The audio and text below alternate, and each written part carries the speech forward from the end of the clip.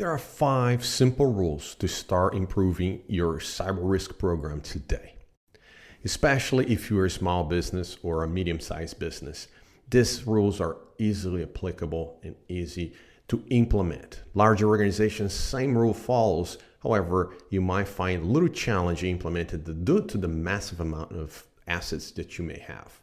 So, rule number 1, be clear on what the problem is that your risk program is facing today. Is it because you cannot identify your critical assets? Is this because you're trying to protect everything? Or you don't understand what risks apply to your organization?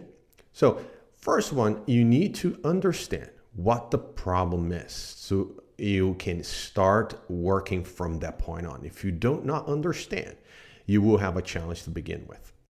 Rule number 2, agree on a definition of risk. Might sound silly, however, the risk word is used broadly without a definition. Usually organizations define risk as a function of a threat, vulnerability, and likelihood of an event causing an impact to your organization.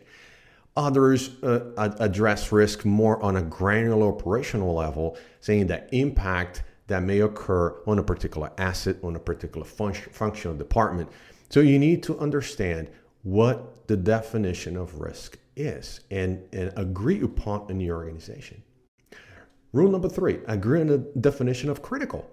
You need to identify your critical assets in your organization. I would say extend a little bit more and identify the risk systems, the critical systems, and systems, people, technology, and processes. However, to start this journey, I would say start with your critical assets. You need to agree upon a definition of what it is. I'll give you one, a mission-based, because you're protecting your organization. So a mission-based risk definition, the ones that would impact your mission, vision, and the services that you or your organization provide to your customer stakeholders and the community in general. Those are systems that are critical, and they are most often than not the revenue streams of your organization. Those have huge impact. I would just start from there. Number 4, once you define where critical assets are, start inventorying them. Identify them, inventory them. And once again, at this point, if you're a little bit more advanced on a maturity curve, I would start identifying the systems, people, process, and technologies that support those critical assets. If not, don't worry, you can get to that later. You can mature to that process. Right now, identify what your critical assets are and document them well.